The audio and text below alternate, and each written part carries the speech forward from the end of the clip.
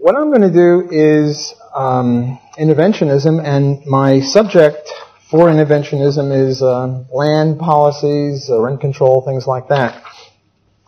Before I get into it, I just wanted to say that Austrianism and neoclassicism are like overlapping circles or a Venn diagram. And in area 1 is the quintessentially Austrian stuff where the neoclassicals don't touch. Area 3 is stuff that Austrians don't touch, mainly indifference curves, things like that. Even supply and demand, there's some debate over that. What I'll be mainly focusing on is area 2 today, where there is an overlap between us and the mainstream. The first issue that I want to discuss with you is rent control. And rent control is very easily conceptualized on a supply and demand analysis as a maximum rent level, which leads to shortages. The powers that be, in their knowledge or in their infinite capacity to help people, have decided that rents are too high. The rents that would exist where supply and demand equal, in equilibrium.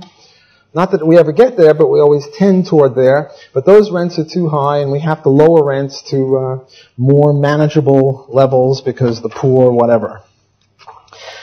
Let me read a quote from a Swedish socialist economist, which is a redundancy. This is Assar Lindbeck.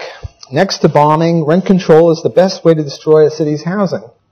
What I did in a book that I edited called Rent Control Myths and Realities is I got a whole bunch of pictures of rent-controlled out cities and bombed out cities, and I illustrated each chapter with one or the other, and I didn't say which it was, and in the end, in the back of the book, I gave the answer code. I confess I cheated a little bit. I got many pictures of each, and I had to take the least damaging war pictures and the most damaging rent control, because, bombing is worse than rent control, but still. And also I had to eliminate all pictures with black people or Oriental architecture, because a lot of them were taken from Japan after World War II and New York City, so that would be a dead giveaway. And I tell you, a couple of months afterward, I would look at these and I couldn't tell them apart. It was really uncanny how bad rent control is. Another Swedish socialist economist who won the Nobel Prize with Hayek, Gunnar Myrdal, said, rent control is the worst exercise of central planning for governments lacking courage and vision. So pretty much economists are united, well, I won't say they're united, but of all the issues that distinguish economists one from the other, rent control is one of the fewest, or the least distinction between economists. One reason for rent control is income transfers. The idea is the poor, they're ill-housed and they need more housing, they need cheaper housing, so if we have rent control, we'll help the poor. Well, this is very inefficient because it's much more efficient to give gifts in kind, rather gifts in money than gifts in kind. For example, suppose I have $10,000 and I'm going to give you either $10,000 or a bicycle, a violin, and a year's worth of ice cream. Which would you rather have? Well, obviously the $10,000, unless you were going to buy those exact same things, and I could save your shopping bills or your shopping efforts, because you're probably going to spend that $10,000 I'm thinking of giving you if you behave. And so far, I don't see any great. No, I'm kidding. You'll probably spend it in different ways. So the value to you of these things would be much less to you, especially if you couldn't resell it, and you can't resell an apartment. So if you want to help the poor by giving them money, which I certainly don't favor, it's much better and much more efficient to give them money rather than to give them a thing or a thing in kind, like a lowered apartment rent.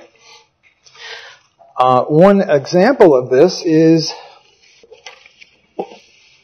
that. Suppose that the market value of an apartment is $350 and the rent controlled is $200. It's clear that the landlord loses $150, but what does the tenant gain? Oh, I should have put something over here to hide that, but I'm a lousy professor. Well, maybe you can't see it. The gain is somewhere between $1 and $150. In other words, there need not be, the landlord loses $150, the tenant could gain $10. If the tenant valued the apartment at $210, he would take it at $2, right? And gain only $10? Yes? This is a little loose talk because you're not supposed to say valued at. In Austrian economics, there's always hierarchies, but just for rough estimations to get the point across. Rent control benefits are tied to continued occupancy. So if you leave, you lose the value of it, which lowers labor mobility, which lowers productivity. So in New York City, if you have a job somewhere else, say in the Bronx and you're in Brooklyn, you might not take that job because you've got a rent-controlled apartment in Brooklyn. It would be too much of a trip. So if you don't take the best jobs offered to you, if labor mobility is reduced, productivity is reduced, so rent control hurts there. And then you get these anomalous cases where you get some apartment that could be renting for $5,000 or $10,000 a month, and the rent control rent is $300 a month, and it's occupied by Mia Farrow, who is a very wealthy movie star, Woody Allen ex-wife.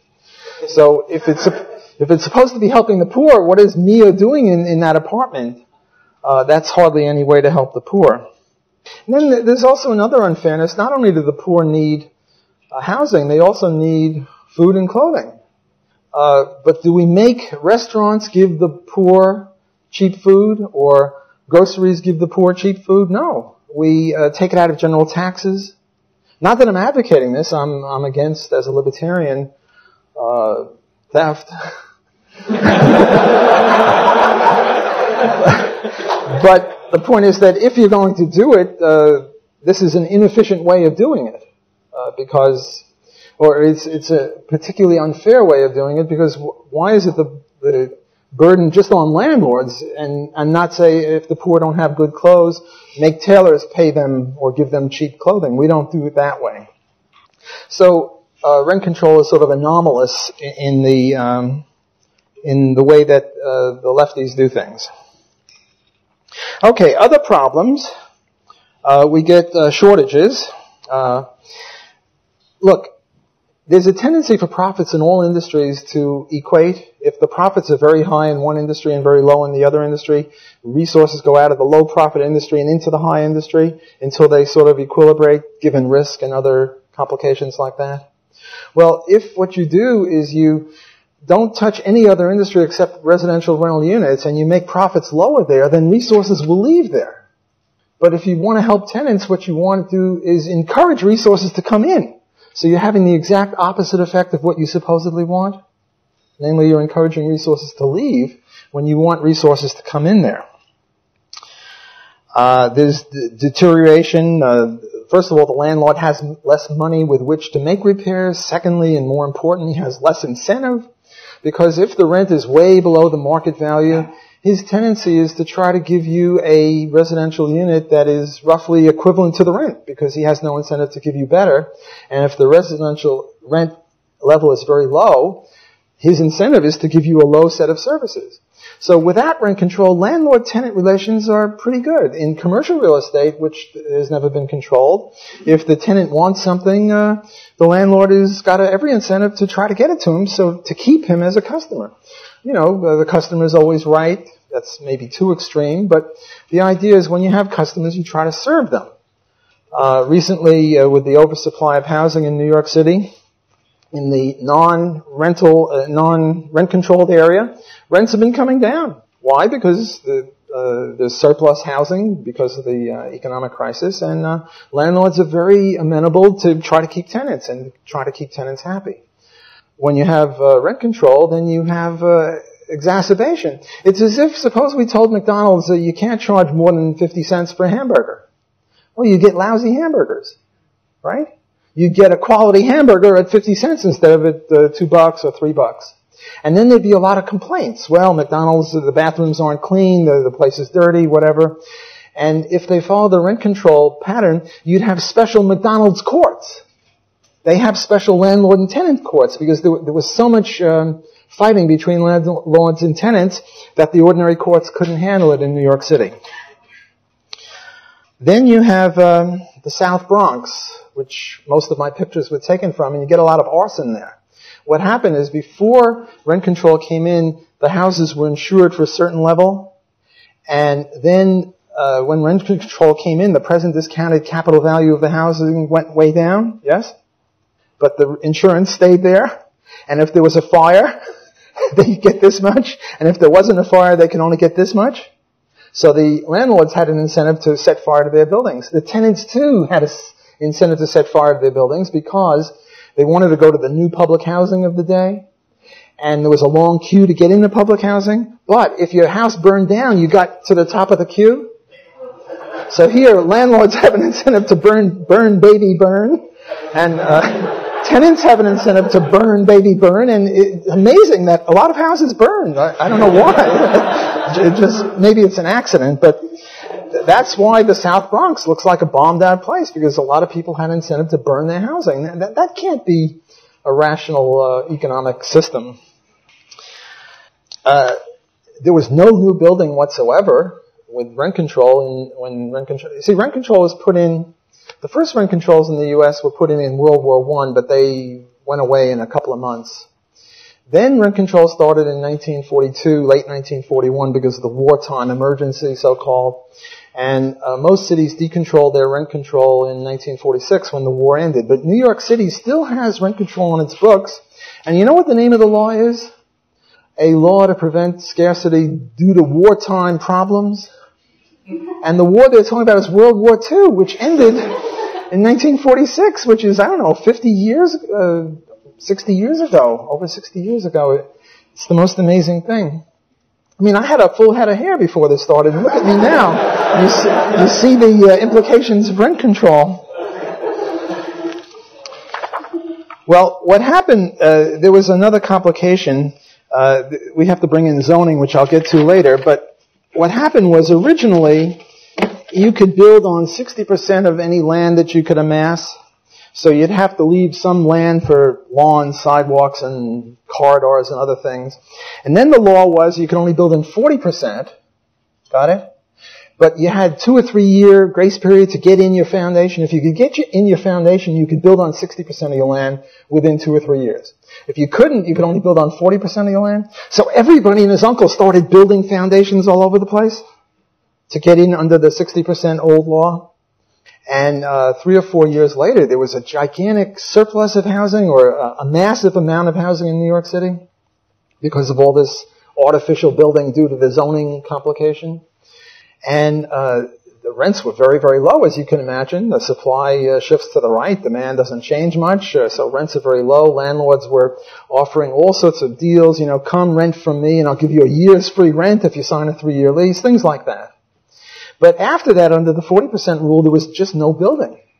And what they had to do is they had to promise anyone who built new stuff wouldn't be rent controlled. Because if you would be under the rent control, people would be a little scared of building. So they promised any new housing. So now you had 2 sectors of housing. The old sector built before, whenever this was in the 50s, and then the new sector of new stuff. And then what happened, since there was no building ever after this, rents started to rise, and people started to complain. You see, they got in on their artificially low rents, and then after 5 or 6 years with no more new building, the rents started rising, and landlords were unconscionable. They were greedy. The greed index went up or something like that. That was a joke. It wasn't very funny, but there's no such thing as a greed index. People are always pretty greedy, trying to maximize profits. So the New York City went back on their promise. Their promise was that the new housing wouldn't be rent. No, they didn't really go back on their promise, because their promise is it wouldn't be rent controlled.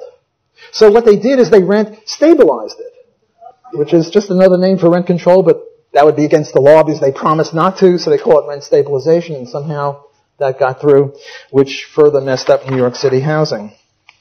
Here is a very interesting set of statistics from Harold Demsetz, who was a Chicagoan type economist from UCLA. And what he did is he took a list of explicit racial advertisements. In those days, you could say no blacks allowed or no whatever ethnic group allowed. And he just took an index of the hundreds of column inches of ads that mentioned things like no blacks need apply for a rent unit. And 39, 40, 41, the 1,000 column inches, 1,000 and 1,000. And then rent control was instituted in 1942, and it started going up and up and up. And by the time the end of the war, it was 9 times higher. And then when rent control was eliminated, it started receding. You see that? Should I push it up a little? Thanks. So this is not a definitive proof, but because Austrians don't believe in proof of this sort. This is an empirical, not evidence, but an illustration of what happens, because when there's a gap between supply and demand, when the price is below the equilibrium, you have to ration the scarce goods in some ways. And one way is by racial bias. Another way is, young pretty girls get apartments more than other people because landlords can't charge them any other way, so they, pick and choose in that way.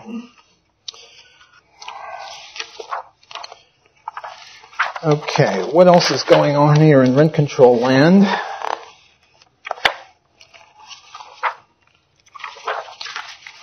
Okay, now the next thing is of interest, and this is a very important thing for Austrian economics. I did a dissertation. My PhD dissertation was on rent control with Gary Becker. He's now at Chicago, but he was at Columbia where I was a student then. And my dissertation took the form of multiple regression analysis, where the observations with cities, how long did the cities keep their rent control, and X1 was rent control, namely, the more rent control, what were the dependent variables? The dependent variables were things like vacancy rates or housing deterioration or low quality housing or any indication that rent control would screw up housing. So I had about 8 or 9 Y variables. And I was trying to correlate them with amount of rent control.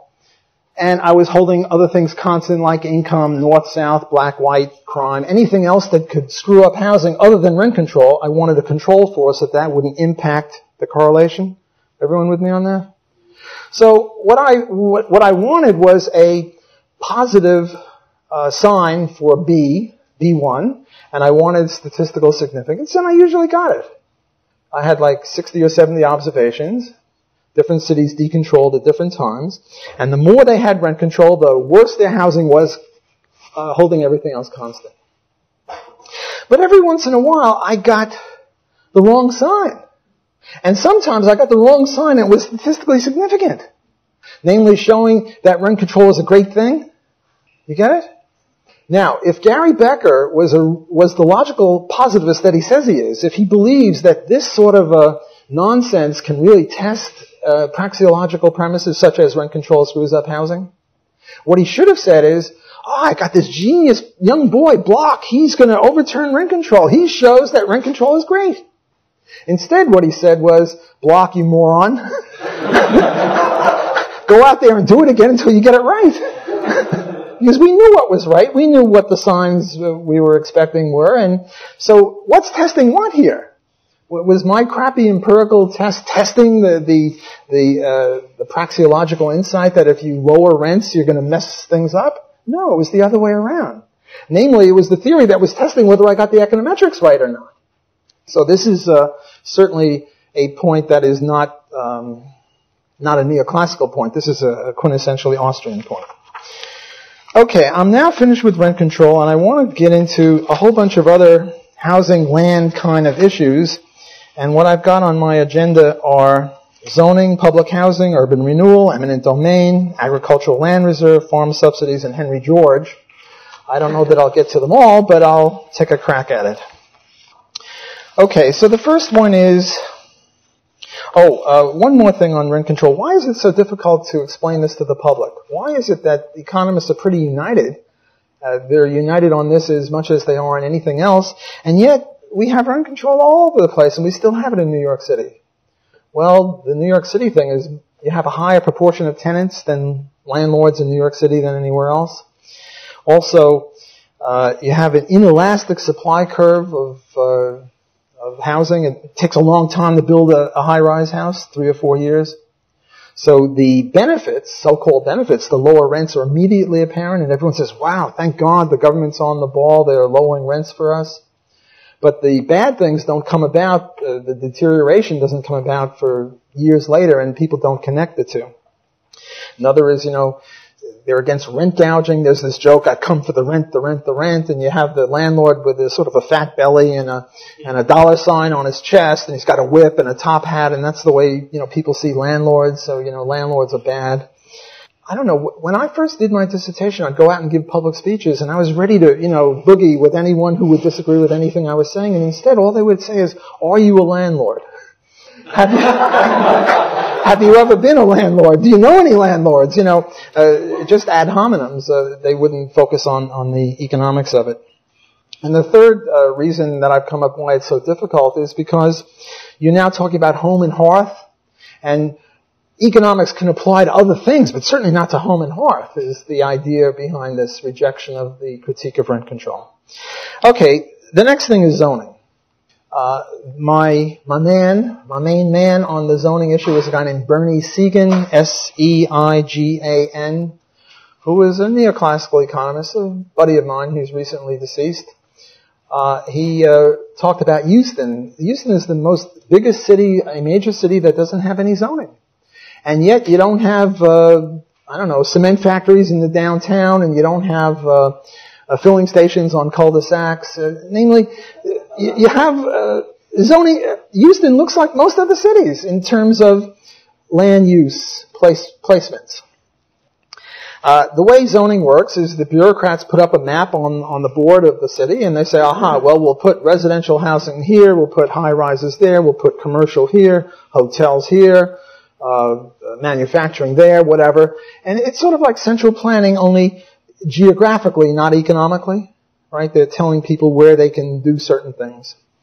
Well, just like the socialist calculation debate, they can't plan their way out of a paper bag on that or anything else. So they make mistakes, and when they make mistakes, do they lose money from it? No. They just keep on trucking, as goes on with government. I'm from New Orleans, and Katrina happened, and the Army Corps of Engineers and FEMA between them killed 1,500 people, which is pretty bad. But what really upsets me even more than that, because people make mistakes, people would die in free enterprise too. But what really bugs the hell out of me is that FEMA and the Army Corps of Engineers is still in business. Whereas if any private company killed people on so massive a scale, or even a slight scale, they'd be long gone. Well, it's the same with zoners. Zoners are there. That's it. You can't get rid of them whether they do a good job or a bad job. And by a good job, I mean replicating the market, and they can't do that. Well, there is such a thing as marketplace zoning. There are two types. One is implicit. Prices, profits. The reason we don't have filling stations on dead-end streets is because anyone who put a filling station on a dead-end street wouldn't get any customers. What you do is you put a filling station on the corner of two major thoroughfares. You don't have a cement factory in downtown because cement factories is not a high enough value use to put a cement factory. What you do is you locate the cement factory out in the boonies somewhere where the rents are cheaper. And so the marketplace has its own kind of what I call implicit zoning. Then there's explicit zoning. The market does that too. How does the market do that? Well, it has condominium associations. The problem here is you don't want to be neighbors with a guy who paints his house pink and blue polka dots because it'll lower the property values of your house. You want people to have a normal color house or whatever. Well, I used to be a member of a condominium association, and every house had to be the same color. Not only every house had to be the same color, they even had a thing, you had to have a picket fence, you couldn't have any other kind of fence. They even had a thing about curtains. All the curtains had to be blue, or I forget what the color was. It seemed a little extreme to me, and there are some people who can't distinguish between a condominium association and a town, but the condominium association is voluntary. So it's a big difference between a city which taxes you and a condo association where you have to agree to this sort of explicit zoning. But there's lots of other kind of zoning. There's the layout of department stores. The people in the marketing department study to death, well, should you put the groceries here and the clothing there, or the clothing here and the groceries there, and which way will you sell more stuff? Well, that's zoning. How about the zoning that occurs in a, a shopping mall? Some shopping malls have a rule you can't have two bookstores, and you can't have a McDonald's and a Burger King. You have to have, 25 different kinds of things in the food fair. Well, that's sort of a zoning, and if they do it well, they prosper and make profits and can expand their base of operation. And if they do it poorly, they don't, and other people take over. So you have a rational economy given this sort of private, explicit zoning. Talk about being intrusive. I used to play the violin. I'm sort of what's called a hit violinist. If you hate your neighbor, you hire me to play near his house. Very bad. I can squeak, but I sort of play. And when I was in the orchestra, the conductor, every time I made a mistake, he would sort of tap his baton and say, block you moron. I'm been called moron by a lot of people. Block you moron, play in time and in tune. But you know what he would tell the wind players? And this is intrusive. Anyone play any wind instrument here? They tell you when to breathe. Can you imagine? Hey, you breathed at the wrong time. We're stopping the whole thing until you get your breathing right. Now, the worst slave master never told the slaves when to breathe. I mean, as long as they picked their cotton, they were fine. They didn't, you're breathing at the wrong time. There was none of that. But the orchestra conductor, breathing wrong. Well, that's intrusive, but the point is that it's voluntary. And there's some people that can't get this distinction down pat, and they should give up their PhDs. Okay, enough with zoning. The next thing is public housing. Now, my guru on this is a woman named Jane Jacobs, pretty famous urbanist, I guess you'd call her. She wrote The Death and Life of Great American Cities and a few other books. She's no libertarian. She favors planning. It's just her whole oeuvre, all of her writings was saying, well, the central planners of cities do it wrong. They should do it this way. She never said they shouldn't do it at all. So she's not really a libertarian. But still, it was interesting how she criticized the central planning. For example, in New York City, I'm from there originally, so a lot of my examples come from there. They have Lincoln Center, and Lincoln Center has Alice Tully Hall and 5 or 6 other musical kinds of places. And what she said is they shouldn't have all been put there. They should have been spread around. Well, that's not an attack on central planning per se. It's just an attack on this kind of central planning. But her stuff on public housing was very, very good. What she said, there were 2 problems with public housing. Well, the problem with... Anyone know who the Spinks brothers were? S-P-I-N-K-S? Leon and Michael Spinks, boxers. They won gold medals in the Olympics, and one of them was beat by Mike Tyson when Mike Tyson was Mike Tyson. Look, just because Mike Tyson beat him didn't mean they weren't good boxers. They were very good boxers. They won gold medals in the Olympics and all. They lived in the Pruitt-Igoe housing projects in St. Louis. Pruitt-Igoe housing project was the biggest housing project in the whole country. It had maybe 50 different buildings of 30, 40, and 50 stories high. I mean, that's a lot of capital investment. And they had to blow it up after about 10 years, and it wasn't it was government terrorists, actually. Namely, these places became such vertical slums, and there was urine and other stuff in the elevators that didn't work, and there was crime, and it was just a big mess. The Lord of the Flies, that movie, sort of showed what the 12-year-old boy's idea of an ideal society was. Well, public housing is a 17-year-old boy's idea of what an ideal society is. See, what the public housing authorities did is they did 2 very bad things. The first bad thing they did is they said, well, public housing has to be for the poor, so we can only allow poor people in. And if you're in and you're poor and you get above a certain income level, they kick you out. Now, who won't get in the first place, and if he gets in, gets booted out for earning too much income? 2 parent-headed households. Mother and father. They either don't get in there in the first place, or if they get in there, the ones that get booted out because they're earning more money. So who's left? Female-headed households. And the female heads of households were incapable of dealing with the teenage boy gangs who would terrorize everyone and treat the place like a sewer, which is, a horrible thing for public housing and people who had to live there. So the public housing people... great economists or great theoreticians, they said, well, if we had to blow up the high-rise public housing, it must be something wrong with high-rises. So they now have low-rise public housing. I mean, geniuses that they are. I mean, we have private high-rise things that are fine because, based on profit and loss, and people have an incentive to keep them and maintain them, and they don't kick people out for earning too much money. The second thing that Jane Jacobs pointed to correctly, I think, was... this thing called eyes on the street. In the normal tenements, which preceded the public housing and the central housing commissioners didn't much like, there was commerce all over the place. If there was a 6-story building, the tenement, on the bottom floor there'd be a store. And if there was a store, there'd be people coming in and people coming out. And there'd be yentas, Y-E-N-T-A-S, that's a Yiddish word.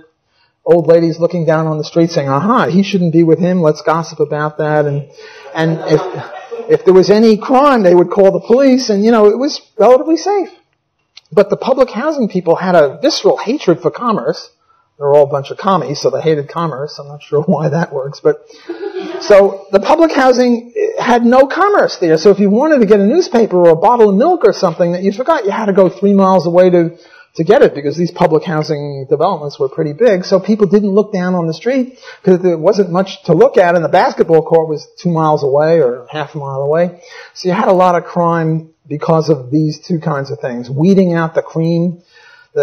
We discovered that if you want to stop teenage male crime, you need adult males there to teach them to be civilized. And if they're not there, and public housing isn't the only reason, there's also the welfare system, but I'm not talking about that. But if adult men are not there in the community, then the community falls apart. Okay, the next topic I want to address is a thing called eminent domain or expropriation. People say, well, if you want to have private roads, and I just have a book out on that, you don't have to buy it, although it's a great book, and if you throw it at someone, they're in trouble because it's about that thick, so it's a good weapon, offensive, or only defensive, don't use it for, you don't have to take up karate, you can buy the book and bash people with the book, but it's also on the web, so you can access it for free. Well, one of the objections to private roads is you wouldn't have eminent domain. What is eminent domain? Eminent domain is the seizure of property.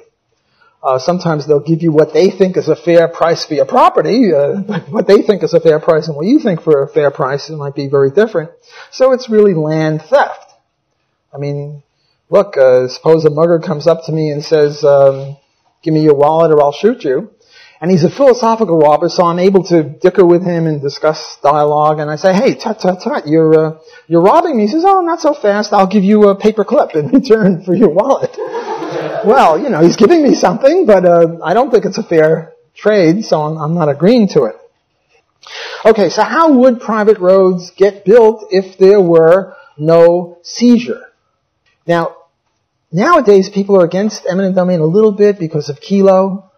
Remember the Kelo case in Connecticut, I think it was, or Maine, or somewhere up there, where this woman just had a house and they decided that the shopping mall needed more room to get in a better clientele, and they just seized her house, and it was given to these private people, whereas previously it was only done for public use.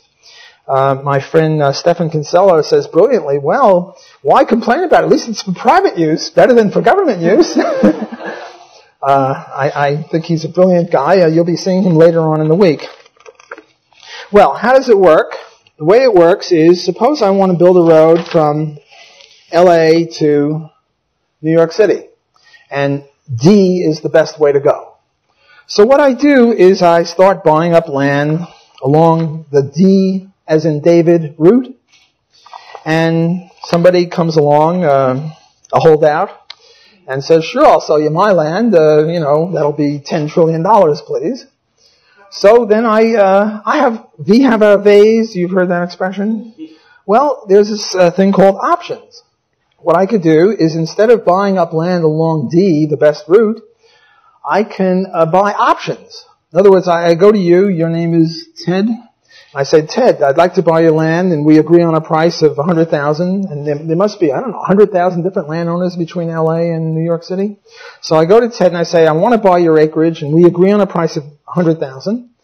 And I say, well, I'm not sure I want to buy it. I'll just buy an option to buy it. Namely, you agree to sell it to me within 1 year at a certain price, and I'll give you $1,000.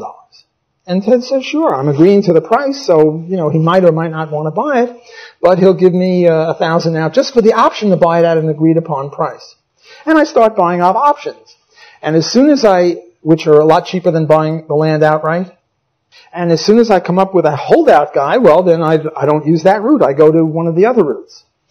There's another one is, I announce that I want to build a road. And I say, here are the ways, A through G. And I ask all the people along that road to get together And the first one that comes along with enough options, or all the options so that there's no holdout, then I say, well, I'm going that way. So I let them do the work. But suppose that you have this sort of a situation where there's one guy who owns a vertical, sort of like from Ohio to Kentucky or something, namely a 500-mile long and maybe a mile wide stretch of land. You get it? And he says, no way. Well, there are ways of even dealing with him. I could say, look, I'll make you a partner. You don't really need that land. Don't be silly. Building a road from here to there is a good thing. I'll give you a 5% interest if you give me your land. But no, he's obdurate. He hates capitalism. He doesn't want to do it. So now we get into the issue of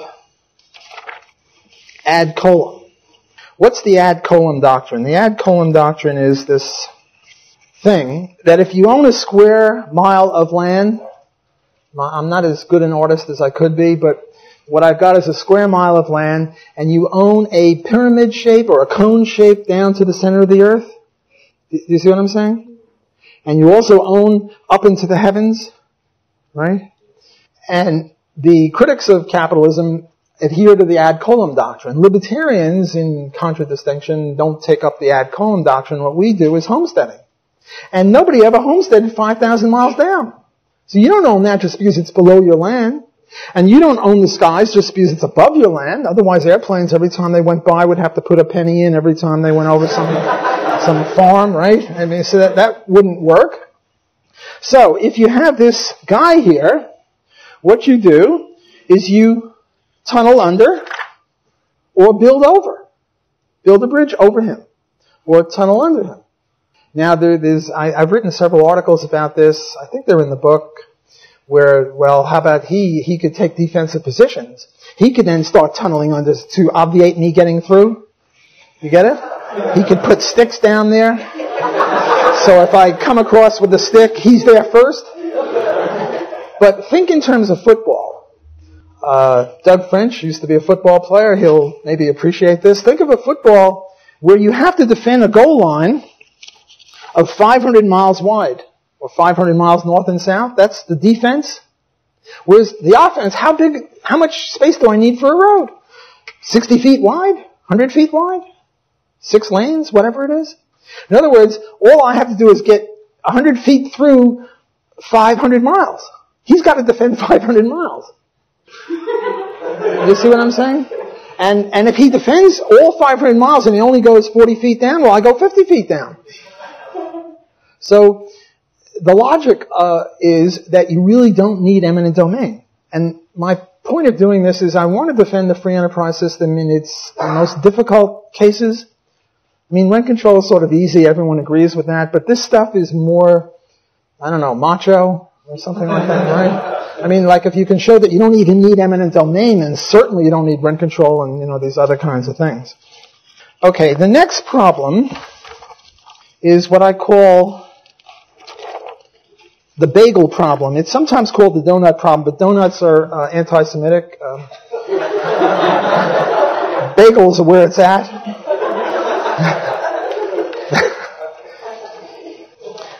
Now, I first got into this when I was doing stuff on abortion and child killing. I was trying to obviate the person who wants to kill their child and puts their child in the back room and just doesn't feed it. You got it?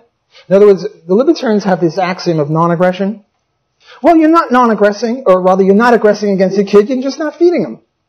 And you're putting your kid in the back room and you don't feed him and he dies in 2 or 3 days. And that's it. So here you have death by libertarianism. Right? Sort of like death by chocolate, but not quite. And I didn't much like this, so I had to come up with a way to say that this is improper. And my way of saying it's improper gets back into homesteading on land theory. The idea here behind the bagel is what you do is you homestead the B area and you leave the A area open, the hole in the bagel. And now let's assume that you can't tunnel under or bridge over, or you don't have a helicopter, or you're not a good pole vaulter, you sort of run over the B area, which is 5 miles deep. Well, what you're really doing is you're being guilty of a thing that I call forestalling. Namely, you're claiming control over land that you haven't homesteaded. You haven't touched A, right? And yet you're precluding or forestalling anyone else from getting to A by not allowing a path to go through. And I say, well, you have to allow a path. I have a friend who's a Hasidic rabbi who's an expert in the Talmud, and what he says, the Talmud requires that. That if you homestead in that pattern, the Bagel pattern, you have to allow people access. Otherwise, you were guilty of contradicting either the Talmudic or the libertarian thing on you can't control land that you haven't homesteaded, and you haven't homesteaded A. Well, to get back to the baby, what you're really doing is keeping other people from homesteading that child. See, with regard to children, you have a right to homestead the child, and how do you homestead, namely be its guardian? By feeding him. And if you're not feeding him, then you're not homesteading. You see, with land, you only have to homestead it once. With a baby, you have to keep feeding him, diapering him, and all that stuff, right? So if you stop, what you're really doing is you're precluding other people from getting the baby who might want to bring up the baby and be the baby's guardian. So you have, and I say it's not a positive obligation, because positive obligations are also anathema to libertarianism. You have an obligation because if you don't adhere to it, if you don't live up to it, then you're guilty of murder. And your positive obligation is the traditional common law one. If you don't want to take care of your baby, you bring it to the hospital, you bring it to the church, you bring it to somewhere, or you advertise, hey, I no longer want to take care of this baby, and only if no one on the whole earth wants to take care of the baby, then the baby dies. But if there's one person who, Murray used to call it Friends of Babies, an organization that was dedicated to an orphanage, well, you couldn't preclude them from doing it. Okay, so this nasty friend of mine, Stefan Kinsella, says, okay, I've got one for you. How about this? Are you going to stop that? And I say, yes, you're still precluding. If this is 1,000 miles wide, the only way you can get from C to A, and A is unhomesteaded, you're still messing up. And what about, then Stefan Kinsella says, well, what about that? And I say, yes. That too. So I'm being a bit of a constructivist libertarian here. I'm saying that you really can't homestead in that format. So this whole objection here, you don't really need a, to get under. You can't homestead in that format in the first place, would be my libertarian read on that. Namely, you have to homestead in square mile lots or whatever it is. Or if you homestead in that way, that's fine. You just have to allow paths through so that people can get from C to A without having to go 500 miles in one way or the other way. Okay, what's next? The next thing I want to talk about is the agricultural land reserve. What's going on with a bunch of lefty hippie environmental types are into this stuff. They now have this thing that you're not supposed to eat green beans. Where are we? We're now in Auburn. You're supposed to eat Alabama green beans. And Alabama beef, whether we produce beef in Alabama or not, you're supposed to buy local and eat local. And you shouldn't be buying beef from Chicago or wherever they've got the beef because it costs more to transport. Like they never heard of markets, and if it costs a lot, it'll cost more, and you'll do less of it, and maybe they'll have beef here. In other words, what the market does is it's rational geographically as well as through time. See, a lot of the Austrian business cycle theory is intra-temporal, and a lot of other stuff is intertemporal at the same time, but now we're getting into interspatial or spatial economics or geographical economics. And there's no argument for not importing stuff from other countries, not importing stuff from other states. What they're trying to do is get rid of the market, get rid of exchange, and it's nonsense. So what you have is you have a city surrounded by farmland, and the natural progression of a city that's expanding is to expand into the farmland. And what they do is they knock out the farms and put housing in there. And in most cities, they allow that. But in some cities, they have a thing called the Agricultural Land Reserve. And the Agricultural Land Reserve says, no, you can't build there. It's sort of a form of zoning. You can't build there. So as a result, you get things like residential or commercial land might be $1 million an acre, and right next to it, cheek by jowl, there'll be farmland. And what is farmland worth as farmland? 1,000 an acre? 2,000 an acre? Much, much less than land right near a city where the city could expand. You understand what I'm saying?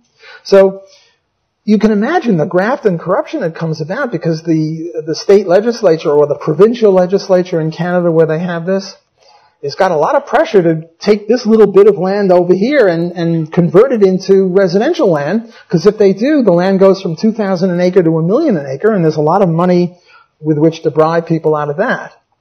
But it just shows that we're not maximizing wealth. We're not getting the mostest out of the leastest. We're not allocating resources in a reasonable way. What the people want, as shown by their purchasing decision-making, is to put a house over here.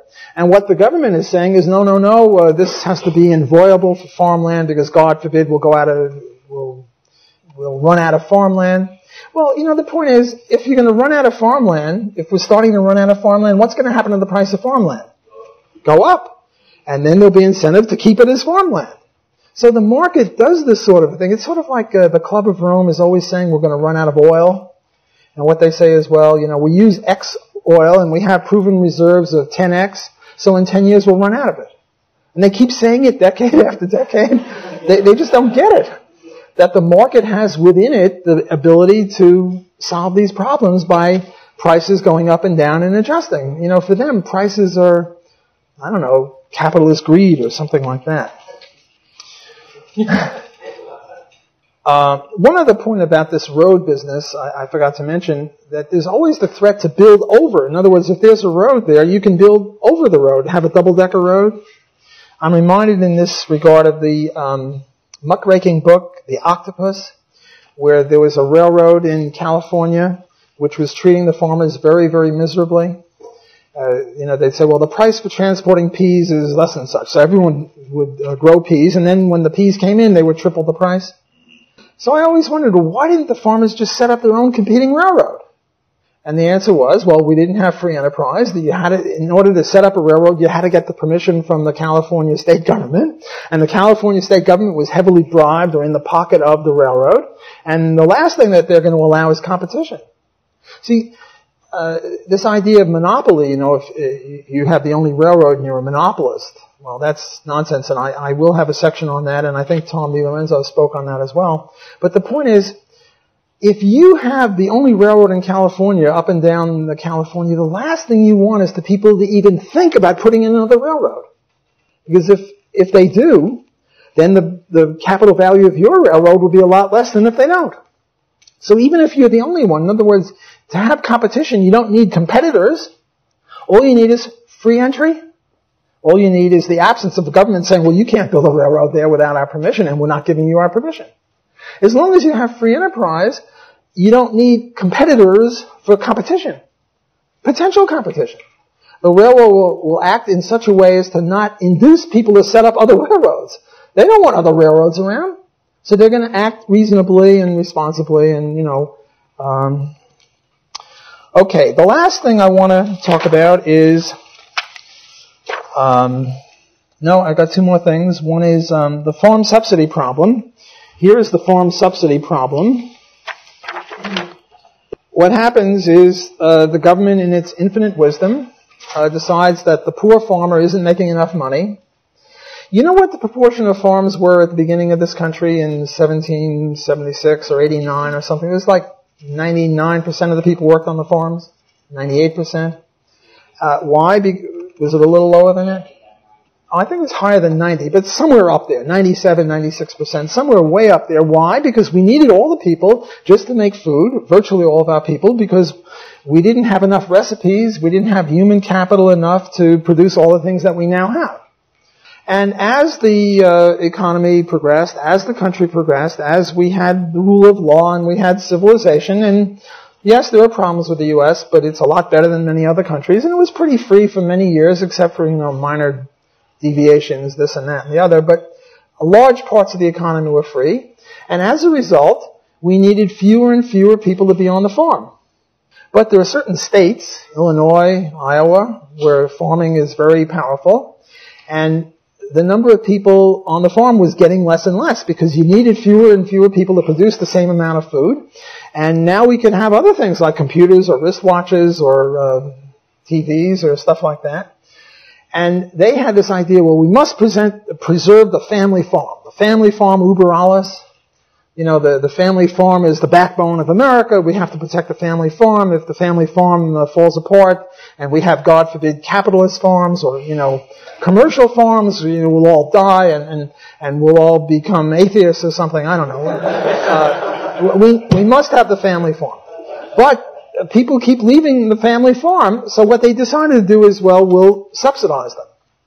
How do we subsidize them? We have minimum prices for food. Well, when you have minimum prices for food, then you have surpluses. Supply is greater than demand. And it costs zillions of dollars to just store the surpluses. And then, as Mises says, whenever you have one intervention, it leads to other interventions. Like, you know, in rent control, they started saying, well, you can't have condominium conversions. You can't convert it to a hotel. They had all sorts of other rules. Sort of like you throw a rock in the water and the waves reverberate out.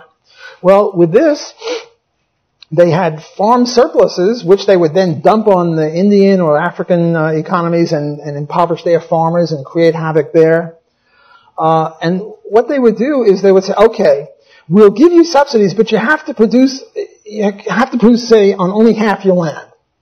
Okay, so the farmer said, okay, we'll produce on half our land. And they got more fertilizer in more intensive ways, and they got even more food. So they said, okay, you can only produce on a quarter of your land. I'm making up these numbers. It's not half a quarter, but less and less land. So our farmers are very productive in a very artificial sense. Namely, the market wouldn't require such intensive farming. So you have screw-ups here and there and everywhere with farming and surpluses. The last point I want to touch on very briefly, since I'm running out of time, is this guy Henry George. He also is part of the land story. Henry George was a pretty good guy. He was a laissez-faire capitalist, except for the land question. Murray Rothbard used to have this aphorism, everyone specializes in what they're horrible at. Like Milton Friedman was really good on rent control, minimum wage, free trade. Does he ever talk about rent control, minimum wage, free trade? Hardly. What he talks about almost totally is his crappy educational voucher system and monetary, where he was horrible. So it's the same with Henry George. Henry George was good on everything except land, and what did he talk about? Land. So for his view is that we should have 100% tax on land because land entrepreneurship is valueless. He doesn't realize that the person who owns land parcels it out, whether renting or selling or whatever, to the person who pays the most money and who will take care of the land best, and thus provides a service. In other words, there's land, there's labor, there's capital, there's entrepreneurship, and people appreciate labor, they appreciate entrepreneurship, they appreciate the person who lends money and gets interest, but somehow they don't appreciate mere ownership of land. They think it's stultifying or it's not productive. But it is productive because it determines who gets to use the land. You know, every once in a while you'll see a store that's empty for 6 or 8 months and you say, well, you see how wasteful capitalism is? Well, the guy is trying to figure out the best way to get money to maximize his profits off of that empty store, and he's doing his best. Look, we have unemployed stores, but right now you people in your rooms have unemployed underwear and unemployed, shoes and unemployed toys that you're not now using. So, that shows that capitalism is evil because you guys have got socks in your drawer that you're not wearing now, and you brought 8 pair of socks and you're only wearing 1, so 7 of them are unemployed socks. I mean, it's just sort of silly. Well, I'm out of time. Thanks for your attention.